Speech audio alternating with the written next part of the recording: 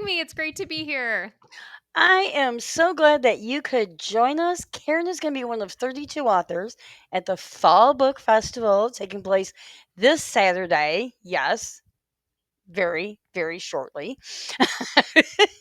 We're going to have 32 authors, over 50 genres, over 150 book titles. Some of our authors will be from South Carolina, like Karen is, and others are from out of state. So we have a nice mixture of everything.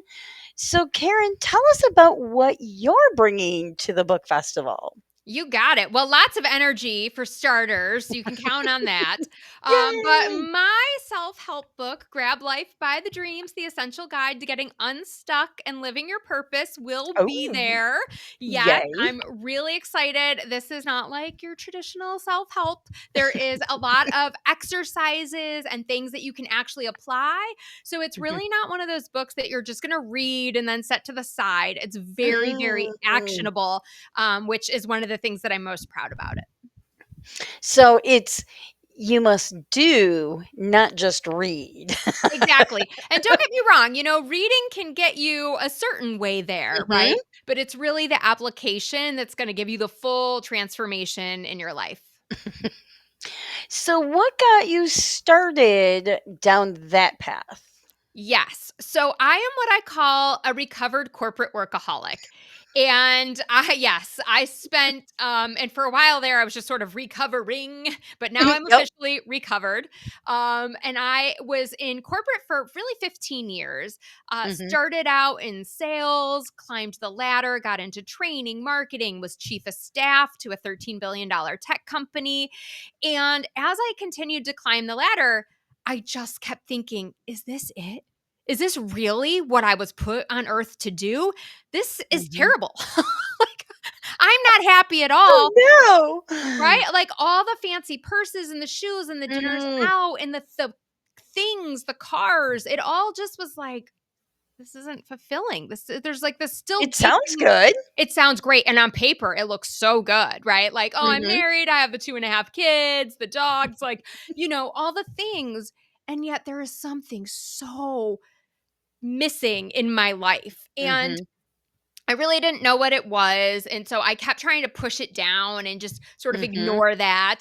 And then, as midlife crises have a way of doing, they just Mhm. sort of sneak up when there's a death in the Yep. family. Oh, yeah. And I do get to share a little bit about my story in the beginning of the book, just so you can kind of understand the journey that I've been on. Mhm. But through this whole process of asking the big questions, like, what am I here for? And Mhm. having some of these traumatic events in my life, I was faced with the question, well, we're not happy here. What would make us happy? What would I enjoy doing? Mm. And I set Mhm. off Mhm. on this discovery path and didn't realize it at the time, but I was creating the edit your life methodology. I was creating Ah. a framework that was repeatable that I could go out and Mhm. teach other women that want to change their life the steps that they could consider taking in order to make that pivot.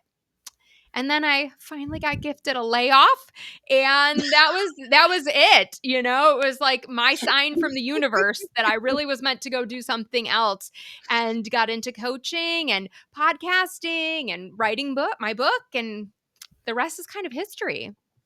That is so cool, and I love that. Gifted a layoff. It was such a glorious day. I'm like, every time somebody posts on LinkedIn that they got laid off, I just want to be like, congratulations. This is the best day of your life. But they're not really ready to receive that Yeah, message I was gonna yet, say So how yeah. many people actually, when you get to that point, go, "Oh, I'm so glad. Yeah. And I Thank think you for laying me off." I think deep down there is a relief, right? There is a Yeah. knowing that if it didn't come this way, I probably wouldn't have had the courage, to Mhm. do it, because I know me, and I would just rationalize it and be, well, then just hang on until Mhm. you get your bonus. At least, Karen, that's the smart thing to do. Oh, Oh, well, yes. yeah, now that you got this far, just hang on till those stock options kick in. That's what the responsible thing is to do. And so eventually you just have to go, it's now or never. Like, That we don't safety have the net, that safety net, that safety net. Oh, this next thing. It's Yes. next thing. There's always something else, right? We can always find a reason to kick the can. And so at some point, we have to just bite the bullet and realize that the pain of staying the same is greater than the pain of change. Oh, that is so true. So with that, you not only have the book, but you do coaching as well. So you're That's right. coaching people through all of these steps. Yeah. What has been the biggest transformation that you've seen? Oh my goodness, so many. I mean, really, it's hard to pinpoint because everyone's is so different. And, I'll Mhm. just say one of the reasons that I wrote the book was because I know not everyone can afford a coach and not Mhm. everyone is ready to open up in that way. A lot of people that I coach, a lot of women are type A personalities. We don't like asking people for help. We think we know it all. We don't want someone to know when we don't. And I Mhm. really wanted coaching and changing your life to become accessible to everyone, regardless of financial background and regardless of how like stubborn we were. So I knew I Sounds like had, I'm buying your book on Saturday right? Seriously, do it. because You'll be I am a happy. type A personality. Like, Yeah. I think it might be a bold A. Yeah, exactly. Right? Like A plus plus plus kind of Mhm. thing. Yeah. Mhm. So I really wanted that blueprint to be in print that people could just go and tap into and have it as a resource. And Mhm. I do share several of the transformations in there. One of my favorite stories, though, is a woman named Selena. She's a VP at a tech company, and she actually found out she was at risk of a heart attack. And Oh, she was no. like, we had been working on balance, we had been working on boundaries and things, and once she got this news that, she really was going to probably have an event and could potentially lose her life, it was like the biggest wake up call. And she was like, okay, Mhm. Karen, I'll do it. I'll do whatever you tell me to do. Like she was all in. And she was so thankful, that she Mhm. had support through this process and that she now had the tools and techniques that she needed to be able to set and hold those boundaries. So that's an example of somebody who decided to stay in corporate. Mhm. Another one of my clients decided that she wanted to go open a spa. It was Ooh. something, and here's what's so crazy, right? When we get in the doldrums of life and we just kind of get going, especially if we're in mom mode, and we're just Mhm. kind of surviving every day, we forget about our dreams. And that's Mhm. why I called the book Grab Life by the Dreams, because I wanted people to remember that regardless of your age and what's going on, you can dream. And so Mhm. it was probably our second to last session. And she came to it and she was like, I got to tell you something. She's like, I had an epiphany. And I'm like, what? She's like, I want to open a spa. And I'm like, tell me more. This is so Yeah. exciting. Where did this come from? She goes, I wrote my MBA paper on opening a spa. She's like, but I forgot about it. Like, and it just came to me the other day when I was doing a journaling exercise. And I was like, bingo, there it is. And Mhm. so, what I have found is that every single client that I have ever worked with, deep down has a dream. And Mhm. sometimes it comes out in the first or second session. Sometimes it comes out, 6 months later.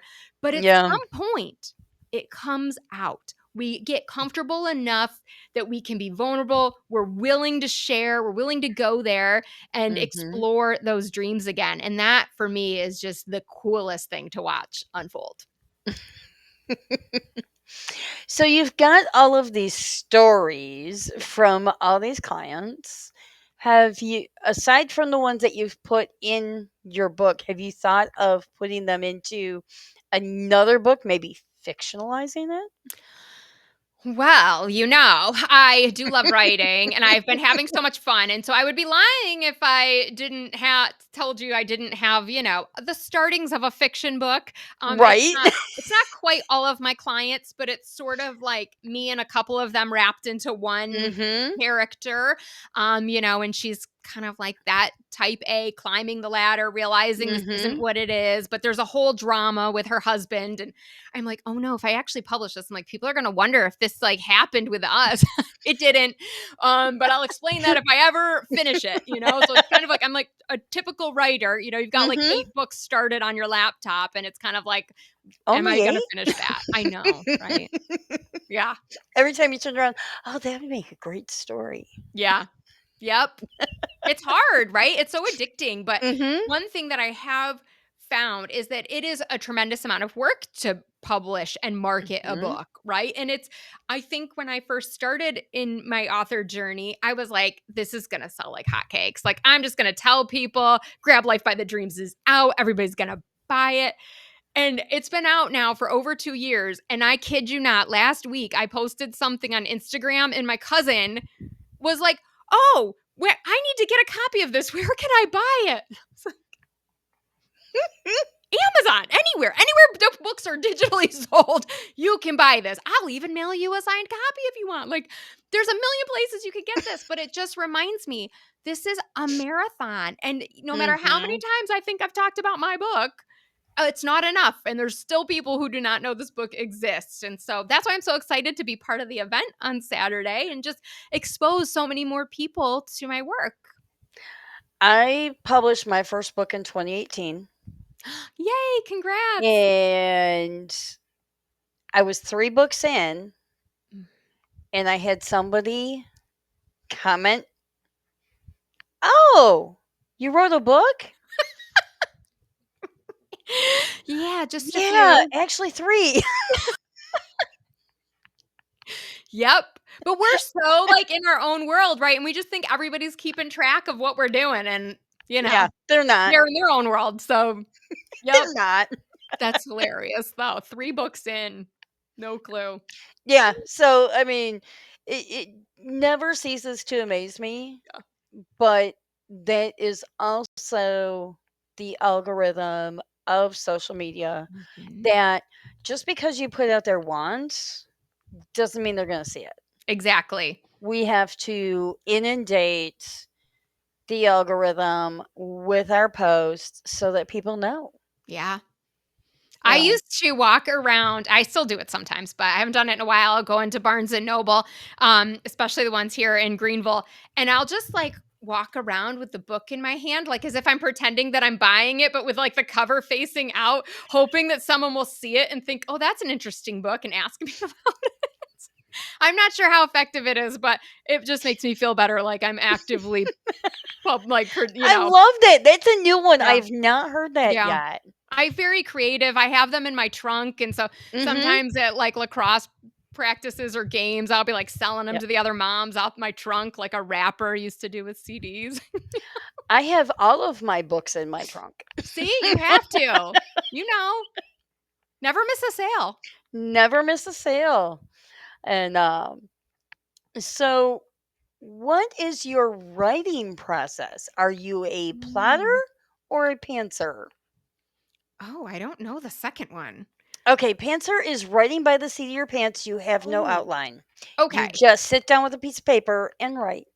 No, I wouldn't say I'm that. I'm definitely have an outline. Like, Mhm. but my process is kind of messy. I think my, outline for Grab Life by the Dreams originally was on a piece of notebook paper that I tore out of my son's like school notebook and was just like, I just need a piece of paper. I got some ideas.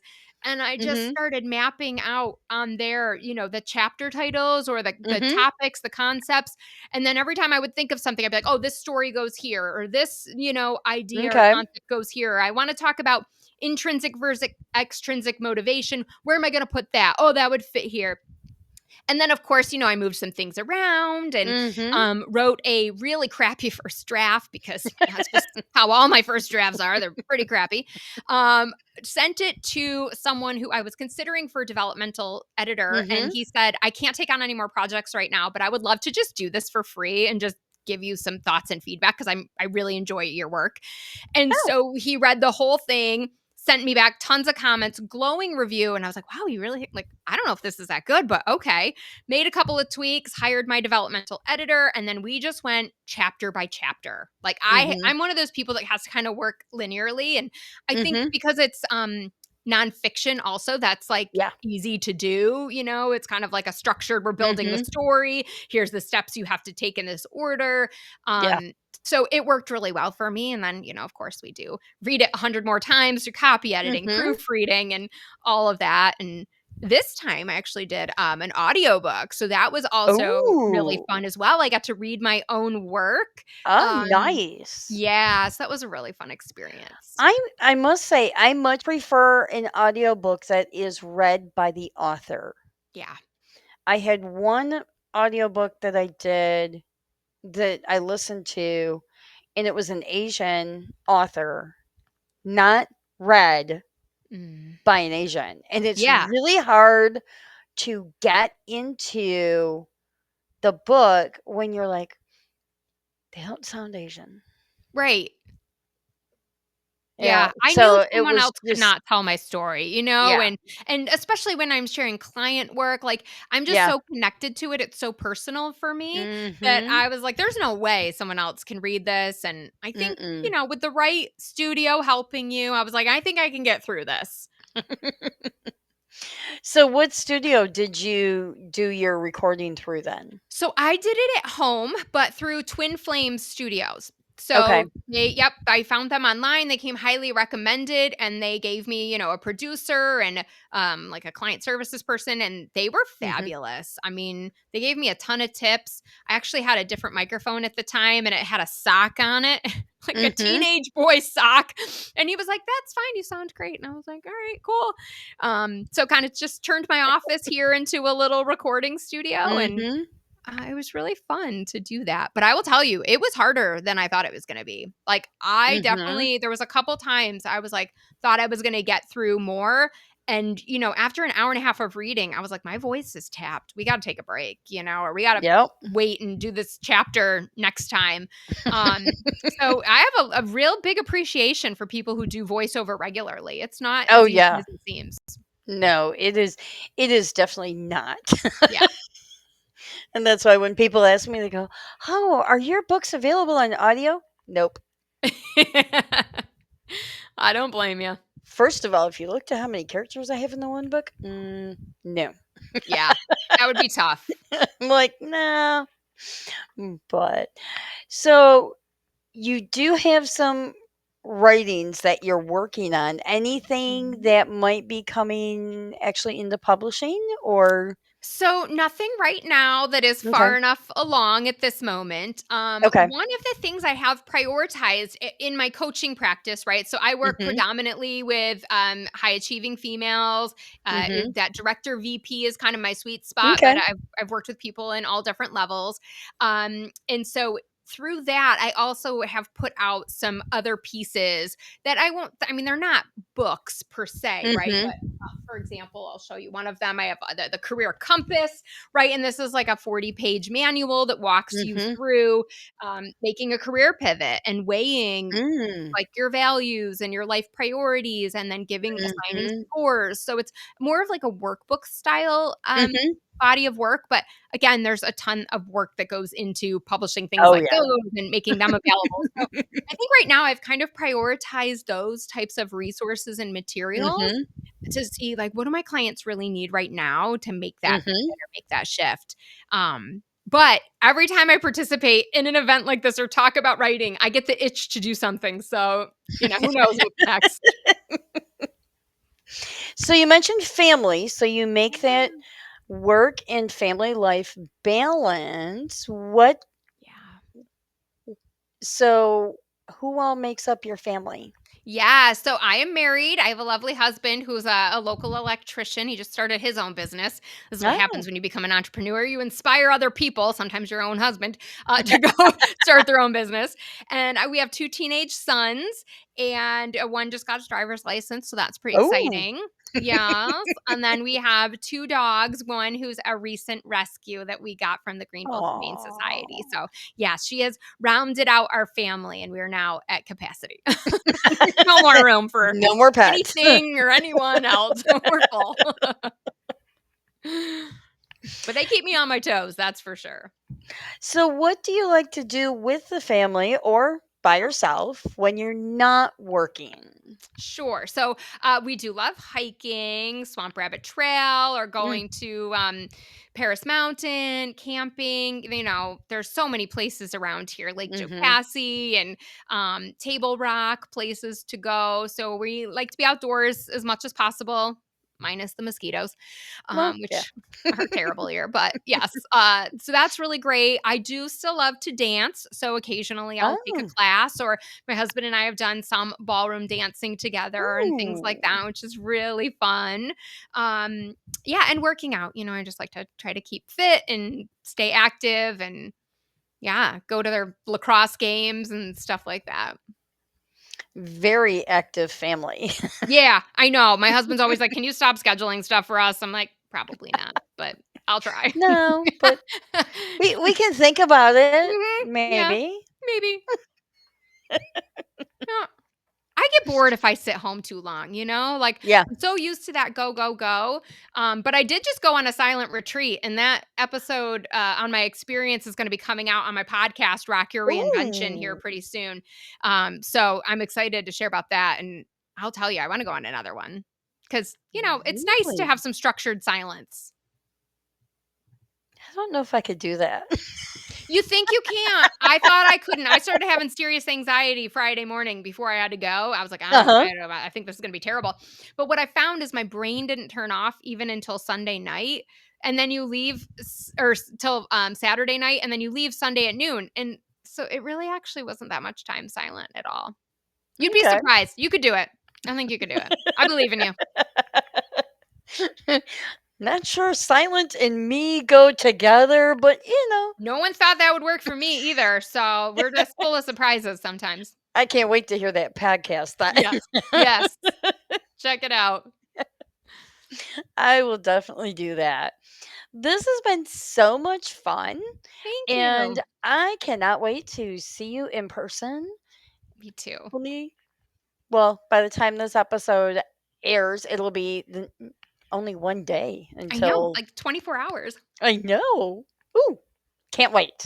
Yes. So I will see you Saturday, October 18th at the Fall Book Festival in Greer, South Carolina, at the just absolutely adorable historic Greer Depot. I love this venue. Yes. So cute.